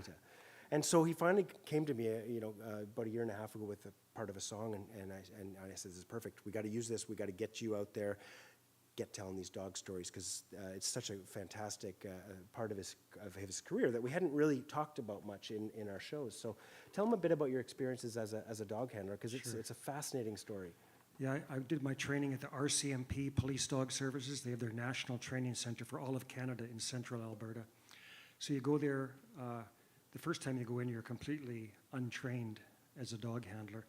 So you go through the entire course, you're there for 6 months. They team you up with a dog, and if that dog makes it through, you can be out in 6 months. But some people were there for like 2 years trying to get out with a dog, because if the dog sometimes doesn't make it through, there's a failure rate. But then after that, I got experience on how to train these dogs. So my second time I went in, I was only there 3 months because I pre-trained my dog before I went in. And the third time, when I knew I had to come in again with my third dog, Data, I had about 4 months before I had to go in. So I just started doing all the training on my own. And I had the dog completely trained when I went in. And I just went in and out in 3 weeks. I just passed all my tests, level 1, level 2, level 3. So when I got out, of course, I was trained the same as a police dog team. So in those days, we had a reciprocal agreement with the local RCMP detachments because we were the only dog in the area and police trained and we were officers, that we would do their dog work as well as the parks. So I did the dog work for Banff, Jasper, Yoho, Kootenay, and Waterton, anywhere you were called. And then did the work for Canmore and Banff and Lake Louise RCMP detachments. So wide variety of stuff. With parks, it's mostly avalanche searching was the biggest reason I got into dogs in the first place. And an avalanche, the dog's extremely effective. It can cover a 100 meter by 100 meter avalanche in 20 minutes with 95% success rate. If you put 20 probers in, standing elbow to elbow with probes in the snow, it takes about 4 hours at 70% accuracy. So the dogs are critical for that. And we'll also use them for poaching scenes, looking for shell casings, lost kids, lost people. For the RCMP, it was drug searching mostly and tracking. Typical calls, 2 o'clock in the morning, my phone goes off, and next thing you know, I'm tracking some guy that just ran from a stolen vehicle off into the bush off the Trans-Canada Highway, or somebody from a robbery downtown or whatever. So wide variety of dog work. Probably did about 1,000 dog calls in those 17 years. So it's hard to pick one story to tell you about, but I would like to tell this one because it's got a bit of humor with it. It was in Canmore, RCMP call, the Kentucky Fried Chicken armed robbery. This guy comes into Kentucky Fried Chicken with a ski mask on and a big knife and says, "Give me all your cash." So I said, the lady at the till starts taking the cash out. He says, no, I want the whole cash drawer. She goes, okay, ka-ching, she takes it out. Just gonna hand it to him, and he goes, "God, it's hot in here," and he lifts the ski mask up. And everybody sees his face. This guy was not the most intelligent character out there. So he goes running out the door with his cash drawer, the little bills fluttering in the wind, and people in the parking lot see him run across the street and enter the bush leading into town. So I get the call, I'm there. The police know to stay back, just mark the last seen point and stay back till the dog handler gets there. So I get to pick up a track and I'm off I go and through the bush, super hot track. Just like somebody set me up the most perfect training track at Innisfail, little bits of change along the way. A ski mask, I'm good boy, the dog's indicating. Then we get out to a big, huge grassy soccer field that's on the edge of town called Lions Park. Dog puts his nose down and just tracks beautifully across short grass. I get to the pavement at the other end and the track just vaporizes. Suddenly I get a call on my radio. Yeah, we just got a call from a taxi cab driver who picked up a suspicious person at Lions Park. Said, he wants to pay me $200 to drive him to Calgary right now, and he's in the store buying smokes. What should I do? So the RCMP on the radio, they said, well, we'll meet you out on the highway there. And so they met him and they arrested him. So I thought nothing more of it. But a month later, I had to go to court in Calgary, Court of Queen's Bench, with a trial of judge and jury, and I had to give dog handler testimony. So they didn't have much to go on because he'd lifted the mask up. People had seen his face. They'd seen him enter the bush. My job was to provide continuity from when he was seen entering the bush to when the taxi cab driver picked him up. And by case law in Canada, if you're a trained police service dog handler, your dog is trained to the level where it will not take cross tracks. So once it locks onto the first track, it picks up. Other tracks can cross it of other people, and he won't veer from the original track. So that's, proving the continuity. So they didn't have much to go on, but the Defense Council had one last brilliant idea. Hands me a photograph and says, "Mr. Warden, can you look at this photograph and tell the court what you see?" I'm like, "Yes, this is a picture of Lions Park where I tracked the suspect across and lost it on the pavement." "Yes, thank you, but could you look more closely and tell the court what that sign says on the gate?" "No dogs allowed." That was their last and best defense. So I just said, "Well, my dog cannot read." So in writing a song about the dog section, I thought I'd write one about the very first dog in Canada. A dog handler named Alfie Berstrom in Jasper, a warden, and his dog Ginger, which was his own pup he wanted to bring into training. The RCMP said, "No, that dog's part coyote, part German Shepherd. We'll give you a really good dog. You're not bringing that one in." And he said, "Well, just let me try it for 2 weeks. If it's no good, I'll switch up." So they reluctantly agreed. And Ginger sailed through the training course and was one of the best dogs there. Was in the field for a lot of years and had some of the first big avalanche successes searching in Canada. So I wrote this song about Ginger. We don't really have it. We could call it Ginger, I guess. Eh? The dog song, something like that.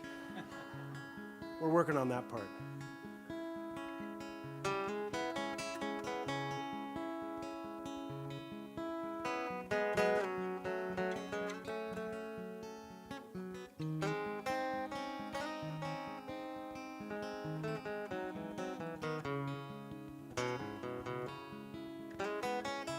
Gather round, you mountaineers, there's a story to be told. When the wind loads up those northern slopes, the avalanches roll. Deep in the backcountry, a little pup was born. The warden brought that puppy home and claimed him as his own. There are many canines of search and rescue fame. First such dog in the parks, Ginger was his name. Runt of the litter, a shepherd coyote cross. Ginger had a mighty nose and a mighty heart to match. So that was the first couple of verses that Scott brought to me when he brought me the song, and I thought this is such a great story. You know, Alfie Berstrom, he's a kind of a legendary early warden in the service, and Ginger, of course, an absolute legend. But what I really wanted to know was what it was like working for Scott as a dog. I wanted something from the dog's perspective.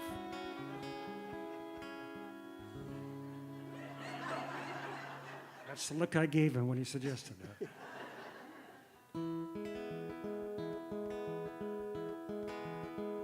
I love my dad. I love my job. And I work just like a dog. When the cell phone rings or the pager goes, I'm off to another job to use my nose. I like to bark in the truck all day. It keeps those bad guys on their toes. When the winter comes and the snow slides roll, I find those skiers buried in the snow.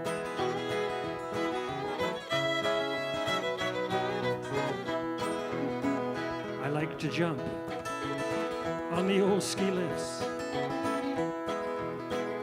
and I like running through the snow. I like to cruise on the big ski-doos, yipping and a-barking as I go, searching drugs just to get my ball, tracking in the dark of the moonless night. When the siren wails and the throttle's down, if I catch that crook, I hope I get a bite.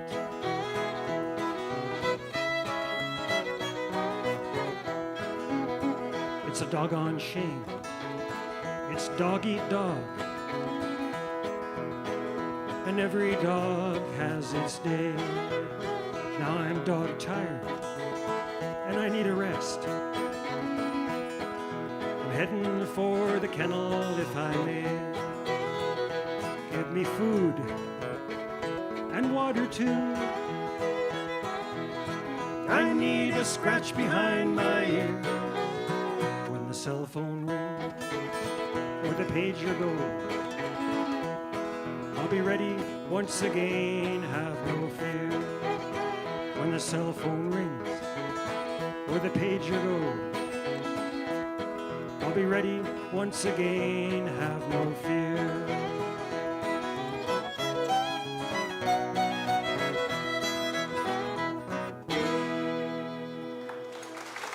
That's the dog song.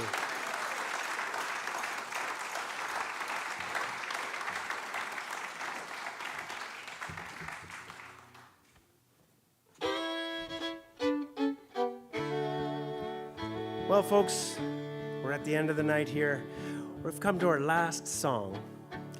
We're so grateful that you joined us here tonight, and of course, we'll stick around after the show. We still have our merch out there.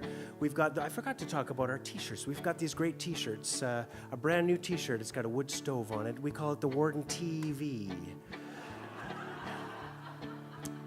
And we've got, of course, our Buffalo logo as well. And we just sold out. We were just on our last U.S. tour. We sold out of this item. I'm sorry to our American friends that we sold out. But when we were down there, we were selling Canadian passports. And they're just gone. So. I'll see what I can dig up in the old tickle trunk, though. We're so grateful that you joined us here. Can we give another round of applause for our American friends? That's right. You bring this good cheer back there. We need all the help we can get. Now, of course, at the end of the day, we're out there, we're exhausted. We've worked with the horses. They're out in the pasture having a great night with their bells on, and we've done all the work. We've split all the firewood, and we're ready for the next day. Our lunches are made. We're tired. We're tired. So we turn on the wood stove, and usually the ones we have, just like on our t-shirts, they have a nice glass front there, and you're just staring out into that fire, exhausted, just like you do when you're camping. On a Saturday night out at the lake. And we call that watching Warden TV. Let's have a little recap of what we saw on Warden TV tonight.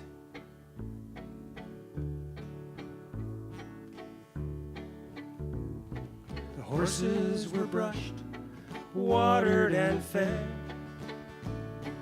Hobbles and bells to the pasture they're led. Roll up a smoke and sit down with me. Together we'll watch Warden TV.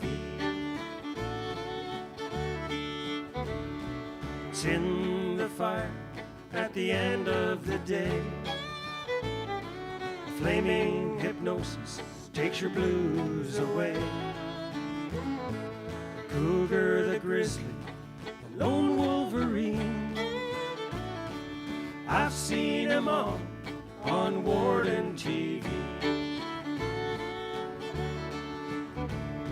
The hawk, the lynx, the trout in the stream. The view from the chopper at 10,000 feet. Mountains and rivers is just like a dream. You better put another log on Warden TV.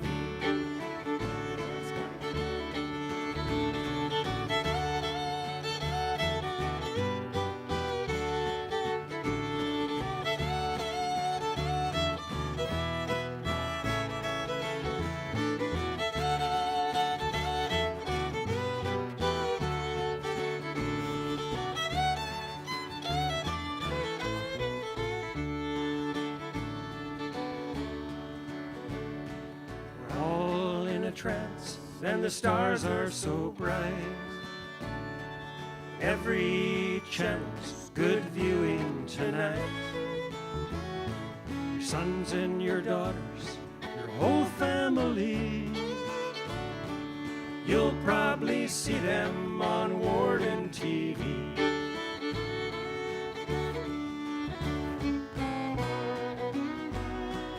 Up before dawn, patrol in the park. With any luck, we'll be home by dark. Bluebirds, the elk herds, the glacier lily. Better put another lock on Warden TV. You better put another lock on Warden TV. You better put another lock on Warden TV.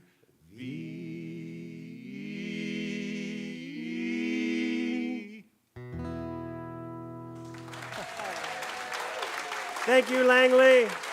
We got Mr. Scott Duncan on fiddle here. Scott Ward, I'm Ray Schmidt, and we are the Wardens. Thank you.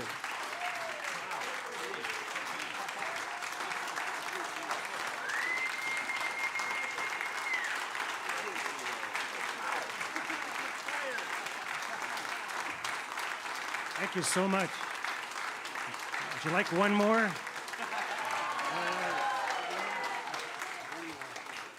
Thank you so much.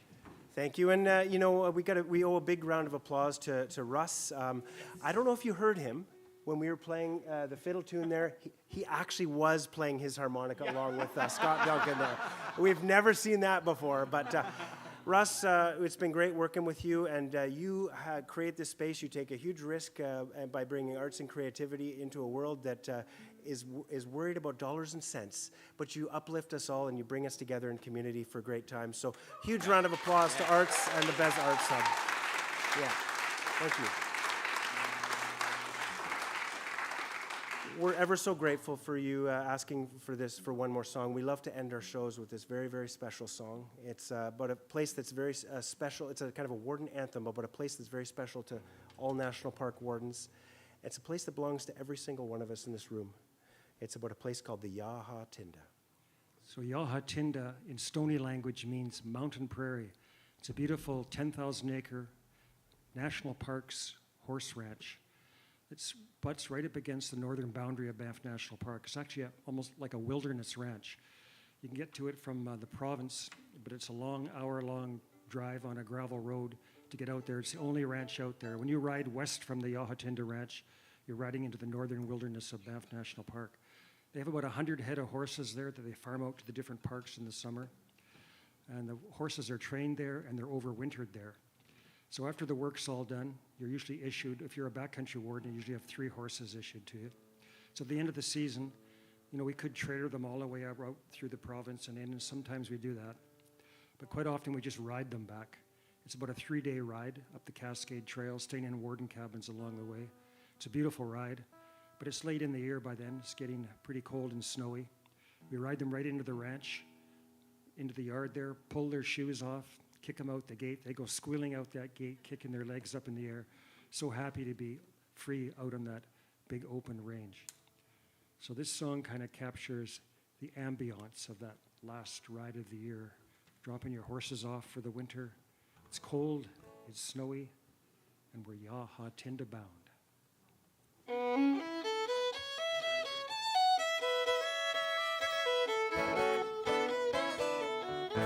There's a place on the eastern slope, in the mountains deep. It's a place of rolling rivers, the Red Deer River sweeps. Riding north into that land where silence can be found. Riding north, I'm Yaha Tinda bound. In Canada, the great white north, the bitter cold descend. Alpine passes choked with snow, Mother Nature sends a bitter wind down valleys steep, chills me to the bone. Riding north, I'm Yaha Tinda bound.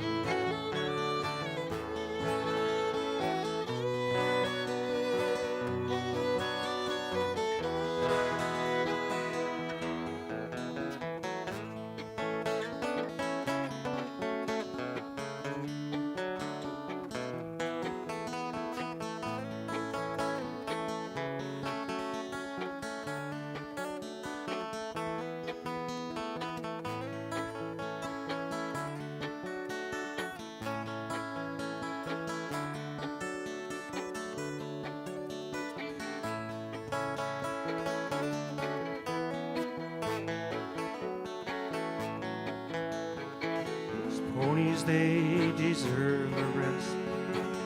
Going hard since June. Step out, son, it's not far now. We're gonna be there soon. These horses tend to slip and slide and skid on frozen ground. Riding north, I'm Yahatinda bound. I ride, will pull their shoes, turn 'em out on grass. They will lope out through the gate. They are free at last. When heavy snows obscure the ground, they'll feed on bales round. Riding north, I'm Yahatinda bound.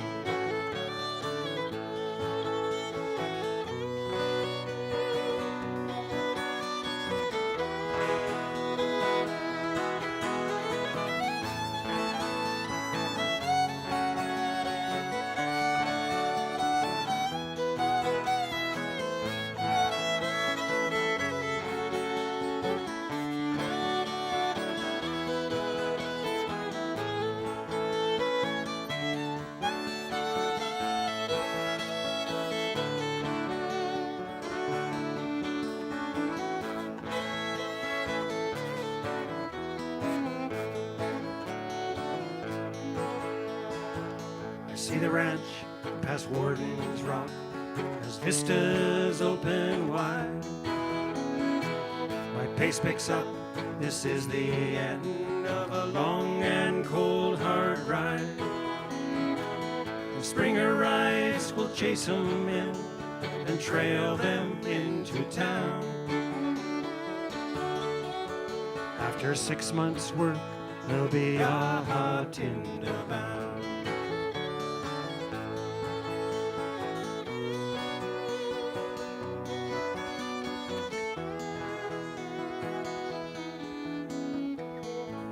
When I'm old and crippled up and can no longer ride, I will sit out on my porch, remember those vistas wide. When it's time to bury me beneath the cold hard ground, in my mind I'll be Yahatinda bound. In my mind I'll be Yahatinda bound.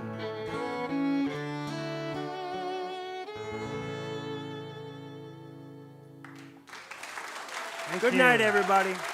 Thanks so much. Thank you.